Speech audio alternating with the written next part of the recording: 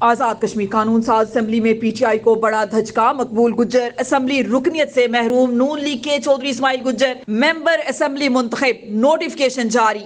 Kashmir express digital کی report کے مطابق قانون ساز اسمبلی کے حلقہ L35 جموں 2 کے انتخابات 2021 کے نتائج کالعدم قرار دے دیے گئے۔ پی ٹی آئی ایک اہم نشست سے محروم ہو گئی۔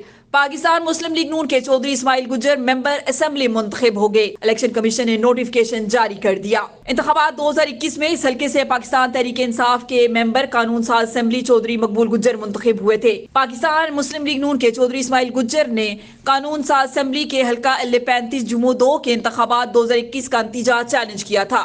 چودھری اسماعیل گجر کی طرف سے راجہ سجاد ایڈوکیٹ نے آزاد کشمیر الیکشن ٹریبیونل میں انتخابی نتیجہ چیلنج کیا تھا۔ درخواست میں کہا گیا تھا کہ پولنگ اسٹیشن کے نتائج میں رد و بدل کر کے درخواست گزار چودھری اسماعیل گجر کے ووٹ کم ظاہر کیے گئے ہیں۔